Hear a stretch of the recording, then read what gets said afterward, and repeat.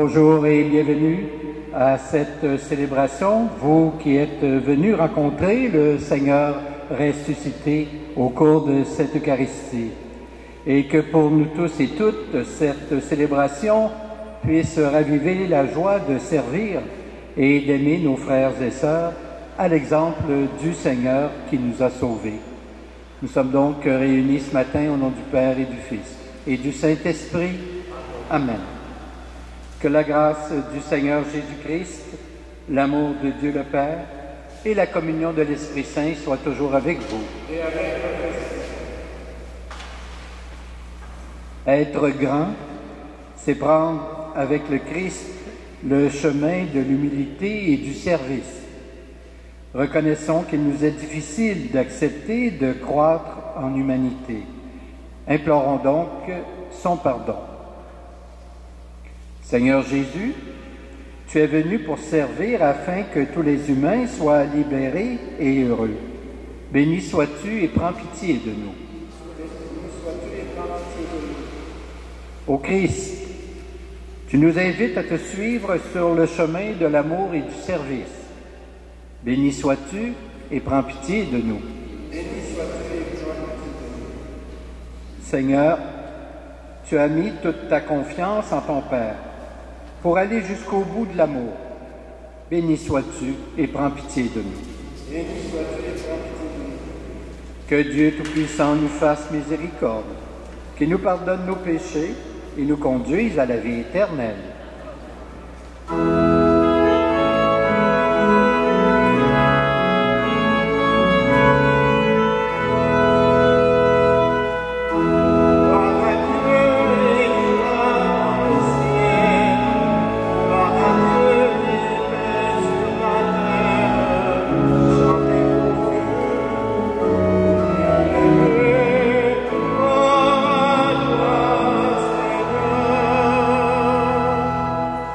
Wow.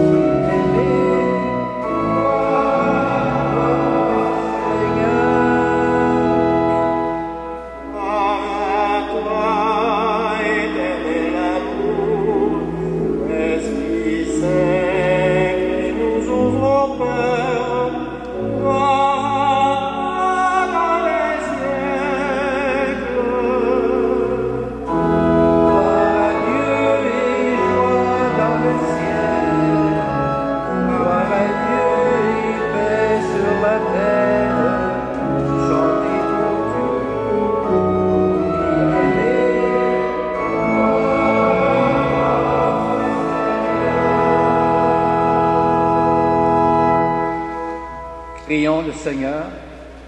Seigneur, tu as voulu que toute la loi consiste à t'aimer et à aimer son prochain. Donne-nous de garder tes commandements et de parvenir ainsi à la vie éternelle par Jésus le Christ, notre Seigneur.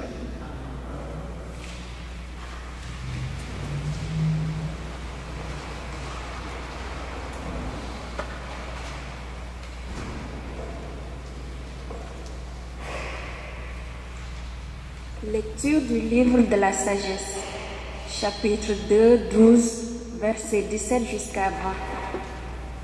Ceux qui méditent le mal se disent en eux-mêmes: attirons le juste dans un piège, car il nous contrarie, il s'oppose à nos entreprises. Il nous reproche de désobéir à la loi de Dieu. Il nous accuse d'infidélité à notre éducation. Voyons si ces paroles sont vraies. Regardons comment il en sortira. Si le juste est fils de Dieu, Dieu l'assistera et l'arrachera aux mains de ses adversaires. Soumettons-le à des outrages et à des tourments. Nous saurons ce que vaut sa douceur, nous éprouverons sa patience. Condamnons-le à une mort infâme, puisque, dit-il, quelqu'un interviendra pour lui. Parole du Seigneur.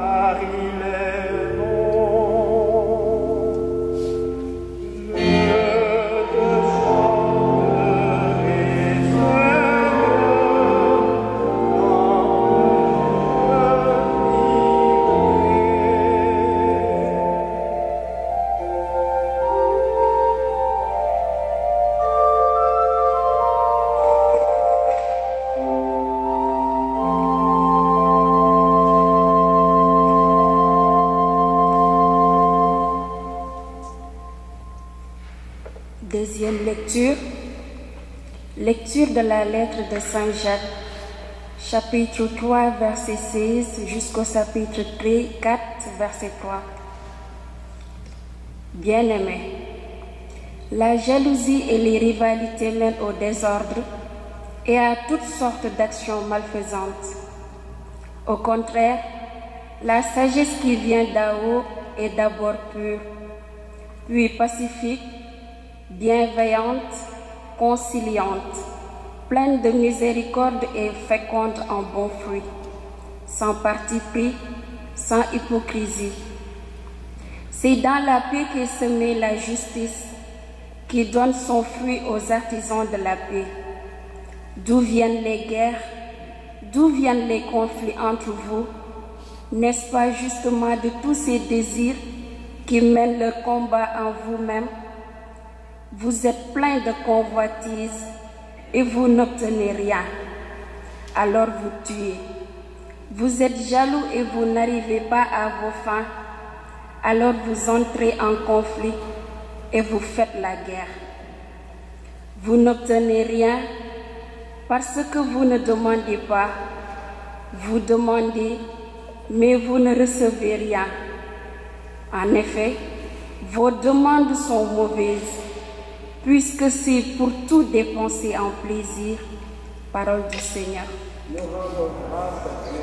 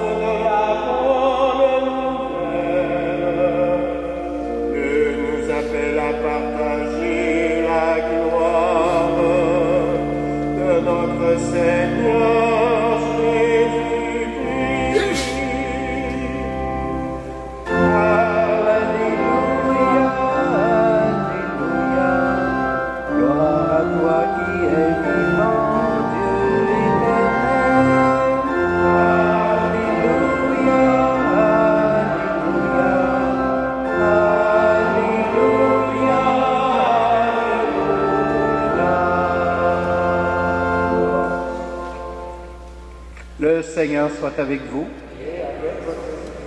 Voici maintenant la bonne nouvelle de Jésus-Christ selon saint Marc. Gloire à toi, Seigneur. En ce temps-là, Jésus traversait la Galilée avec ses disciples et il ne voulait pas qu'on le sache, car il enseignait ses disciples en leur disant « Le Fils de l'homme est livré aux mains des hommes. Ils le tueront et 3 jours après sa mort, il ressuscitera. » Mais les disciples ne comprenaient pas ces paroles et ils avaient peur de l'interroger. Ils arrivèrent à Capharnaüm et, une fois à la maison, Jésus leur demanda « De quoi discutiez-vous en chemin ?» Ils se taisaient, car en chemin, ils avaient discuté entre eux pour savoir qui était le plus grand. S'étant assis, Jésus appela les 12 et leur dit « Si quelqu'un veut être le premier, qu'il soit le dernier de tous et le serviteur de tous. » Prenant alors un enfant, il le plaça au milieu d'eux, l'embrassa et leur dit « Quiconque accueille en mon nom un enfant comme celui-ci, c'est moi qui l'accueille. Et celui qui m'accueille, ce n'est pas moi qui l'accueille, mais celui qui m'a envoyé. » Acclamons la parole de Dieu.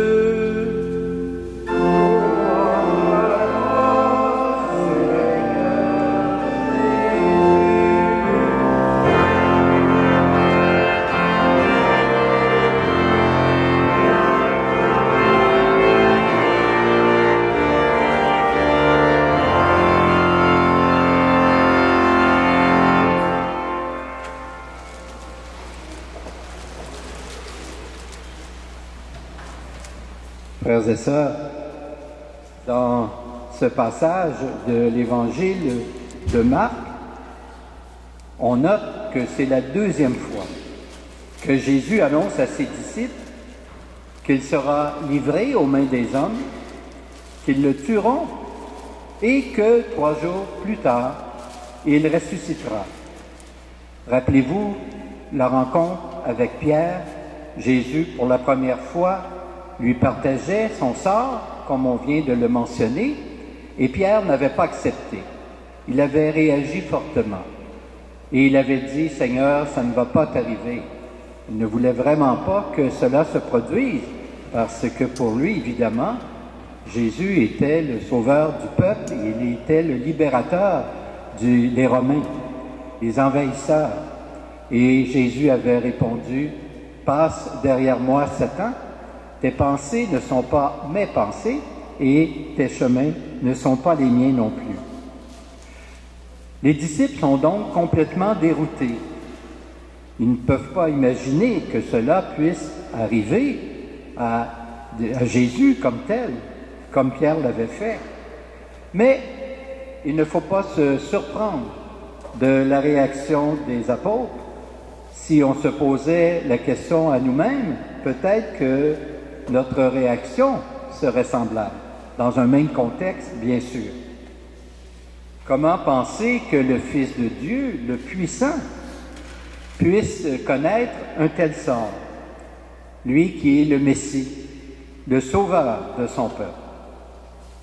Il n'est donc pas étonnant que suite à l'annonce de la passion que Jésus vient de leur faire part, ils discutent entre eux pour savoir qui est le plus grand dans le royaume auquel eux sont. Alors, ils sont souvent, comme la plupart des humains, comme nous, les hommes et les femmes de cette planète, sommes souvent plus intéressés à prendre les premières places, le pouvoir, la domination, plutôt que s'orienter vers le service de nos frères et de nos sœurs. L'enseignement de Jésus, on le voit bien dans cet évangile, va clairement en sens contraire. Il favorise plutôt ce qui est faible et repousse ce qui opprime, pour bien se faire comprendre et présenter un exemple concret de son message. Il va placer au milieu d'eux un enfant et il va leur dire, « Cet enfant, vous devez l'accueillir. Et en l'accueillant, c'est moi et mon Père que vous accueillerez. »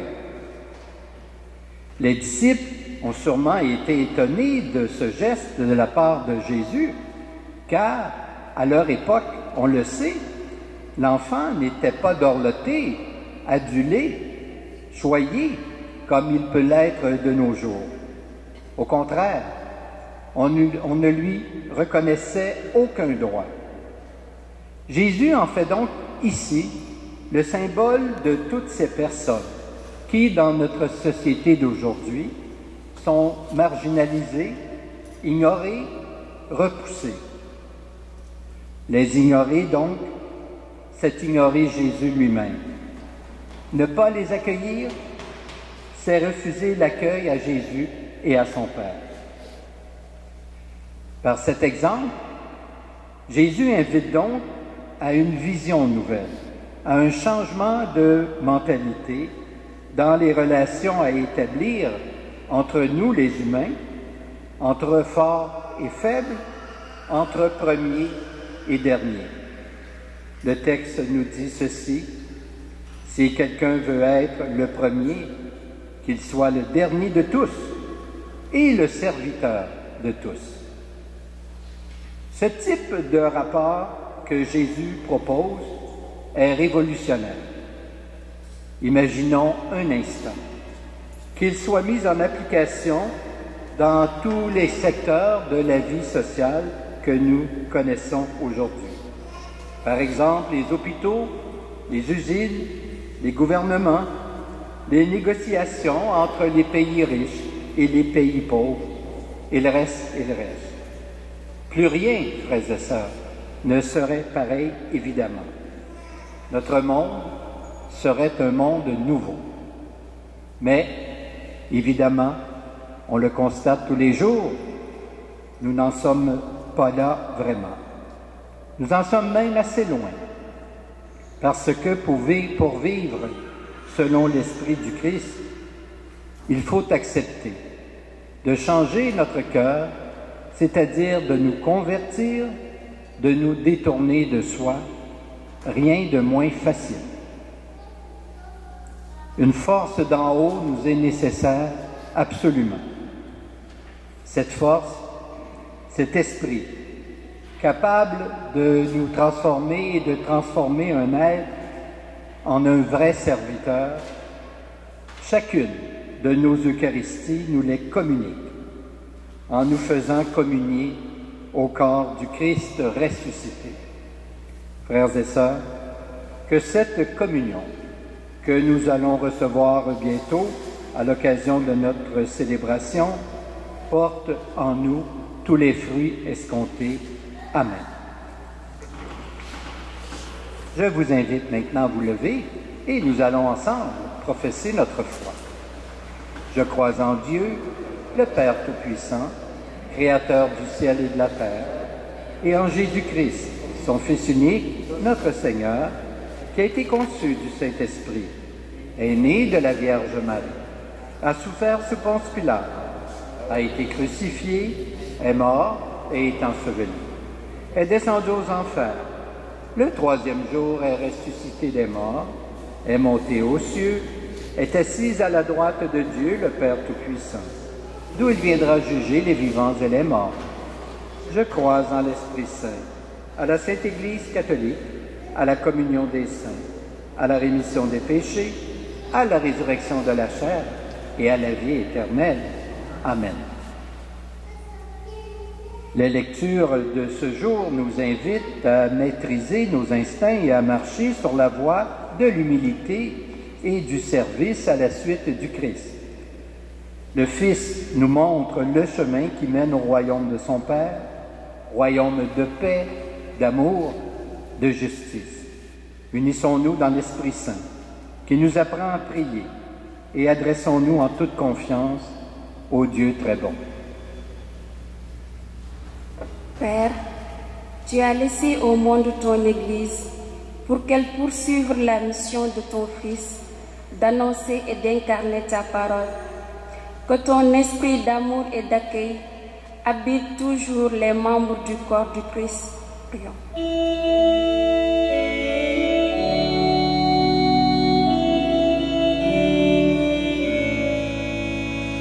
Seigneur, écoute-nous. Seigneur, exauce-nous.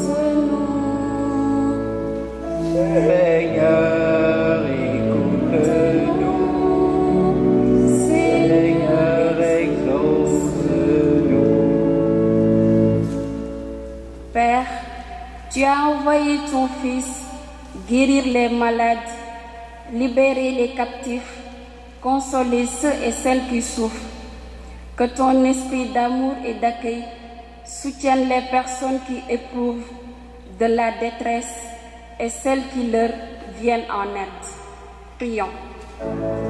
Seigneur, écoute-nous.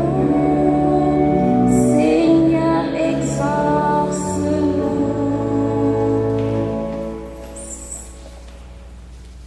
Père, ton Fils a dit, celui qui accueille en mon nom un enfant, c'est moi qu'il accueille.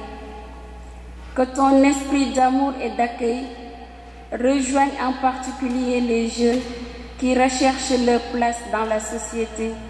Prions. Seigneur, écoute-nous. Seigneur, exauce-nous. En cette période d'entrée en catéchèse, prions pour les personnes engagées dans la formation à la vie chrétienne, qui ont à accueillir ceux et celles qui doutent, qui réclament de l'aide afin de grandir dans la foi. Prions. Seigneur, écoute-nous. Seigneur, exauce-nous.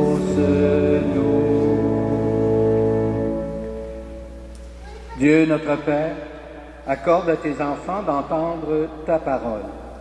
Que ta sagesse les guide sans cesse dans leurs choix vers des chemins d'accueil et d'amour. Par Jésus le Christ, ton Fils, notre Seigneur et notre Dieu, qui vit et règne avec toi et l'Esprit, maintenant et pour les siècles des siècles. Amen. Nous allons maintenant recueillir vos offrandes.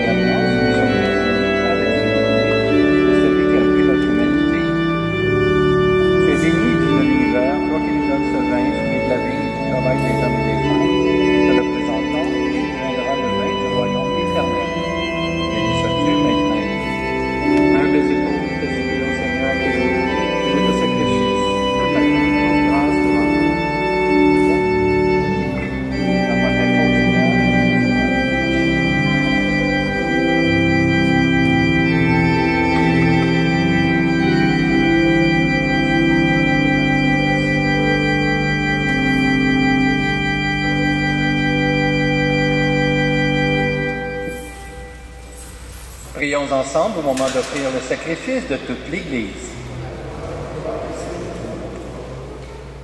Reçois favorablement, Seigneur, les offrandes de ton peuple, pour qu'il obtienne dans le mystère eucharistique les biens auxquels il croit de tout son cœur.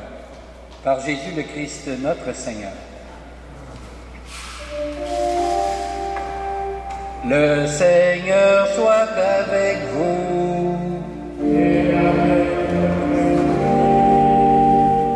Élevons notre cœur.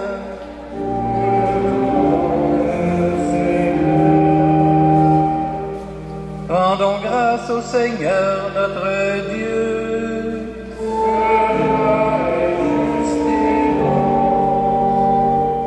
Il est juste vraiment et bon de te rendre gloire, de t'offrir notre action de grâce toujours et en tout lieu, à toi, Père très saint, Dieu éternel et tout-puissant, à toi, Créateur de tous les éléments du monde, Maître des temps et de l'histoire.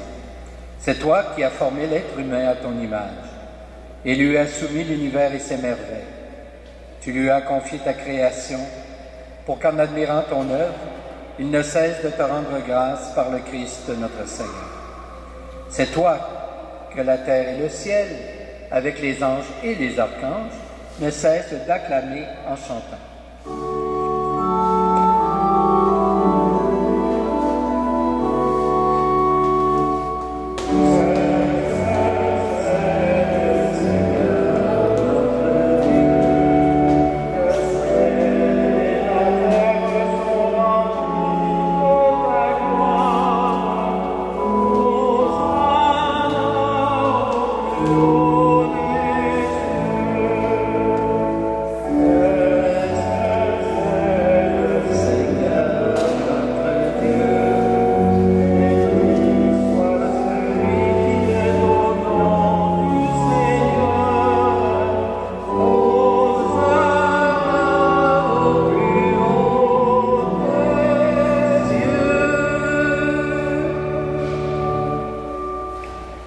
Tu es vraiment saint, Dieu de l'univers, et toute la création proclame ta louange. Car c'est toi qui donnes la vie, c'est toi qui sanctifies toutes choses. Par ton Fils Jésus-Christ, notre Seigneur, avec la puissance de l'Esprit Saint. Et tu ne cesses de rassembler ton peuple, afin qu'il te présente partout dans le monde une offrande pure. C'est pourquoi nous voici rassemblés devant toi, et dans la communion de toute l'Église, en ce premier jour de la semaine, nous célébrons le jour où le Christ est ressuscité d'entre les morts. Par lui que tu as élevé à ta droite, Dieu Tout-Puissant, nous te supplions de consacrer toi-même les offrandes que nous apportons. Sanctifie-les par ton Esprit, pour qu'elles deviennent le corps et le sang de ton Fils, Jésus-Christ notre Seigneur, qui nous a dit de célébrer ce mystère. La nuit même où il fut livré, il prit le pain. En te rendant grâce, il le bénit. Il le rompit et le donna à ses disciples en disant, « Prenez et mangez-en tous. Ceci est mon corps livré pour vous. »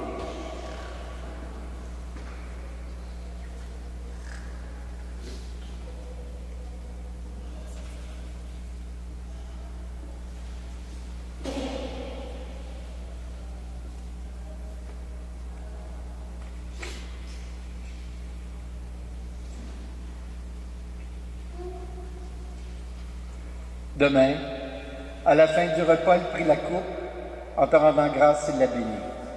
Il la donna à ses disciples en disant, « Prenez et buvez-en tous, car ceci est la coupe de mon sang, le sang de l'alliance nouvelle et éternelle, qui sera versé pour vous et pour la multitude en rémission des péchés.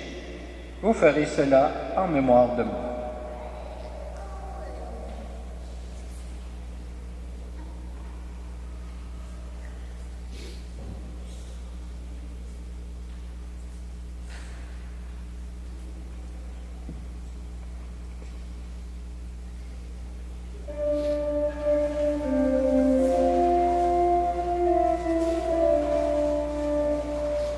Nous proclamons ta mort, Seigneur Jésus.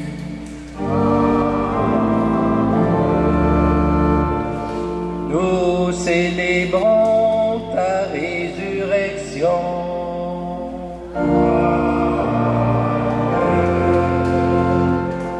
Nous attendons ta venue dans la gloire.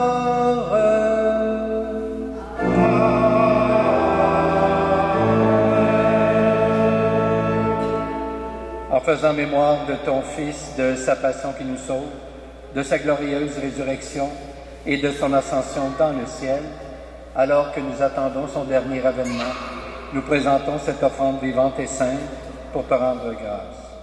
Regarde, Seigneur, le sacrifice de ton Église et daigne y reconnaître celui de ton Fils qui nous a rétablis dans ton alliance.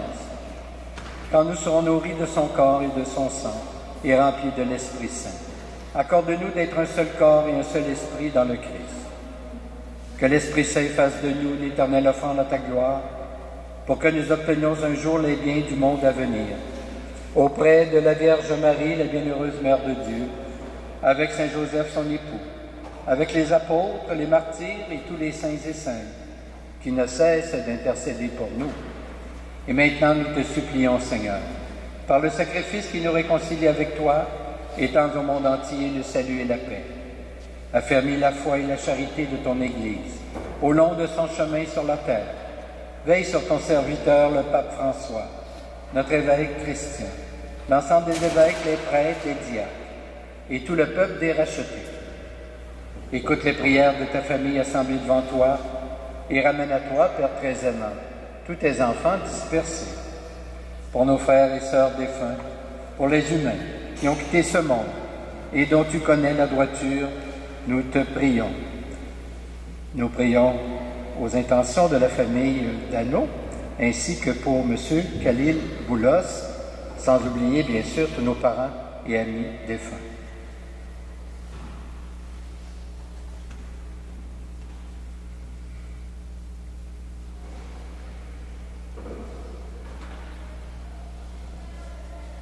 Reçois-les dans ton royaume, où nous espérons te combler de ta gloire tous ensemble et pour l'éternité, par le Christ notre Seigneur, par qui tu donnes au monde toute grâce et tout bien.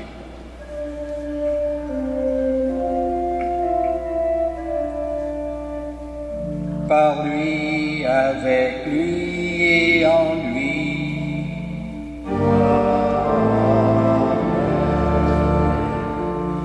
À toi, Dieu le Père Tout-Puissant, dans l'unité du Saint-Esprit. Amen. Tout honneur et toute gloire pour les siècles des siècles. Amen.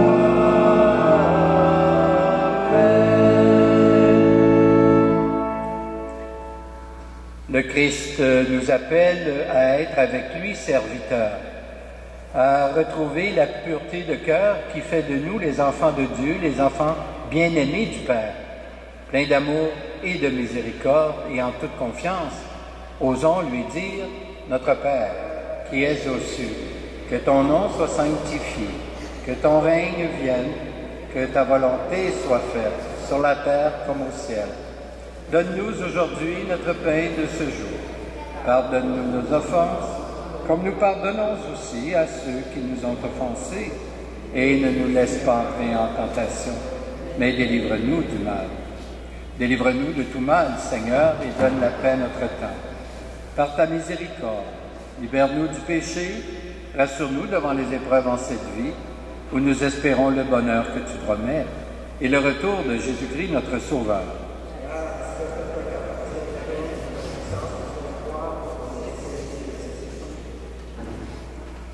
Seigneur Jésus-Christ, tu as dit à tes apôtres, je vous laisse la paix, je vous donne ma paix.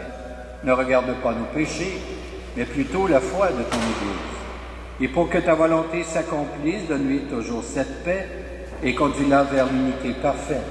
Toi qui règnes pour les siècles des siècles.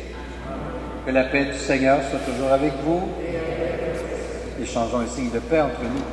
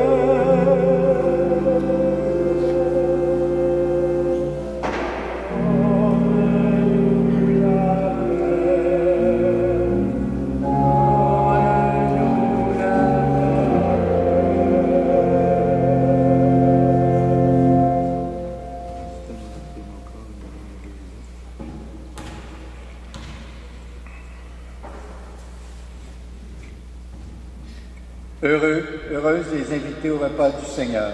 Voici l'agneau de Dieu qui enlève le péché du monde. Seigneur, je ne suis pas digne de te recevoir, mais dis seulement une parole et je serai guéri. Que le corps du Christ nous garde pour la vie éternelle.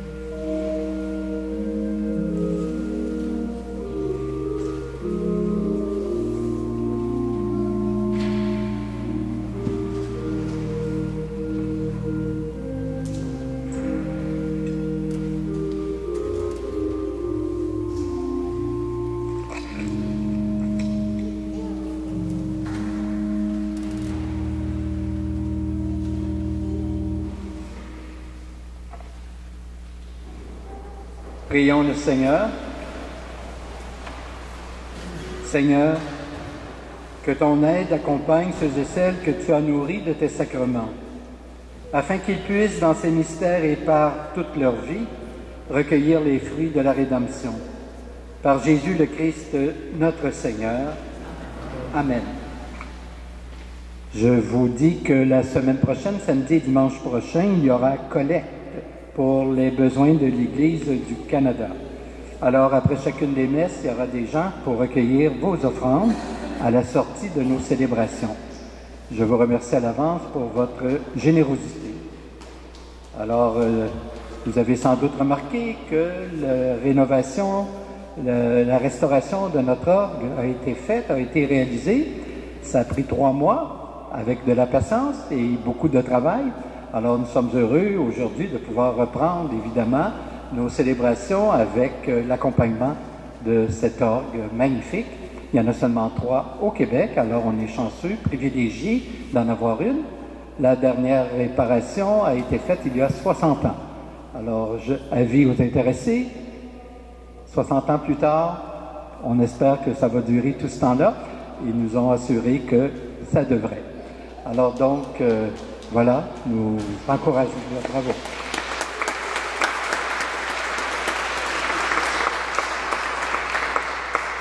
De spécifier également, c'est important parce que vous savez toujours que les finances des églises, ce n'est pas ce qui est à la hausse.